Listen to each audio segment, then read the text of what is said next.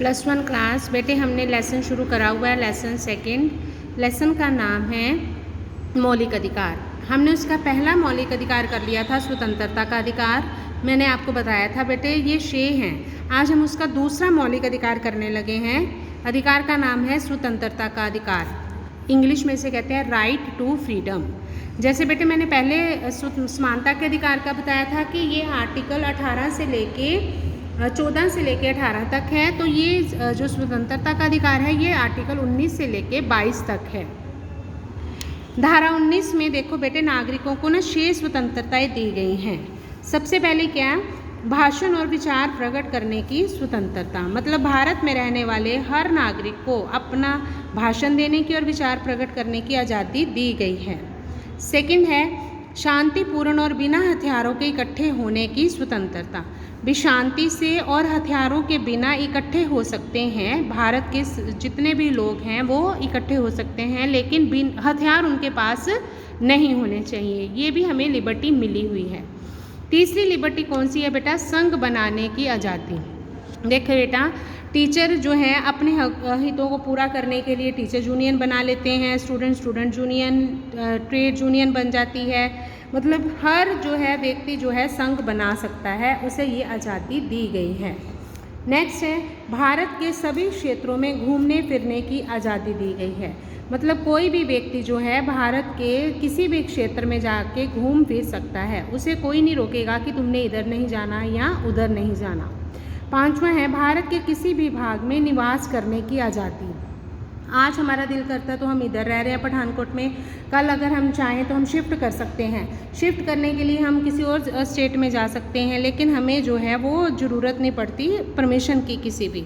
और कोई भी धंधा व्यापार या कारोबार करने की आज़ादी ये 6वें में दी गई है। हम कोई भी काम कर सकते हैं, व्यापार कर सकते हैं या उसका कारोबार कर सकते हैं। आज हमारा जी करता है तो हम कपड़े का काम करें, कल को हमारा जी करे तो हम कोई और काम कर सकते हैं। बेटे हम अपना काम बदल भी सकते हैं। नेक्स्ट है स्वतंत्रता। स्वतंत्रता में देखें क्या क्या है। धारा 20, 21, 22 में व्यक्ति को जीवन और उसकी स्वतंत्रता की रक्षा की कई बहुत सारी व्यवस्थाएं की गई हैं। मतलब धारा 19 में हमें 6 स्वतंत्रताएं मिली हुई हैं। आगे 20 में क्या दी गई है, जैसे किसी भी व्यक्ति को तब तक दोषी नहीं माना जाएगा जब तक उसने अपराध के समय किसी कानून का उल्लंघन ना किया हो। मतलब क्या है कि अगर किसी व्यक्ति पर दोष लगाया जा रहा है तो वो पहले साबित होना चाहिए कि उसने जो उस समय कानून प्रचलित था, जब उसने ये किया है अपराध, तो उस कानून को उसने तोड़ा है। दूसरी है 21 में उसे उतनी ही सज़ा दी जाएगी जितनी उस समय होगी जब उसने अपराध किया है। क्या होता है बेटा, कई बार जब अपराध किया है, किसी ने कोई गलती हो गई है उससे, तो उसको वही सज़ा मिलेगी जो एट प्रेजेंट जिस समय उसने अपराध किया था उस समय थी। ठीक है, नहीं तो ये नहीं कि उसे बाद में जो बाद में सज़ा आई है वो मिल जाएगी, ऐसा नहीं। उस पर एक ही अपराध के लिए बेटा एक ही बार मुकदमा चलाया जाएगा, बार बार उस पर मुकदमा नहीं चलाया जाएगा। एक गलती की है तो उसके लिए उस पर एक बार ही मुकदमा चलाया जाएगा।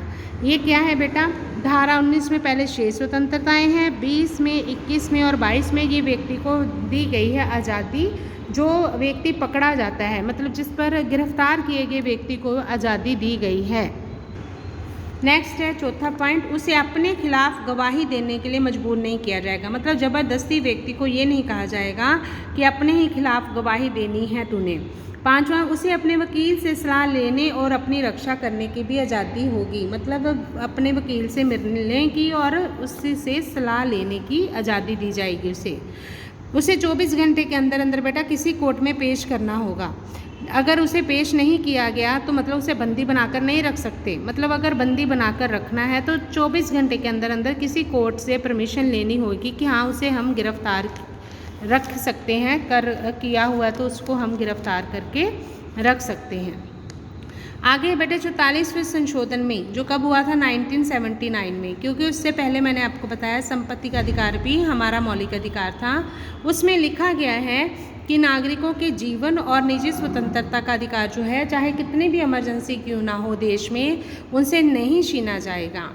लेकिन बेटे 1981 में राष्ट्रीय सुरक्षा एक एक्ट बनाया गया है जिसमें लिखा गया है कि सरकार किसी भी ऐसे व्यक्ति को नज़रबंद कर सकती है जो देश की रक्षा और सुरक्षा के खिलाफ कोई कार्रवाई कर रहा हो, और अगर सरकार को ये विश्वास हो जाए कि वो व्यक्ति ऐसा कर रहा है तो उस व्यक्ति को नज़रबंद किया जा सकता है।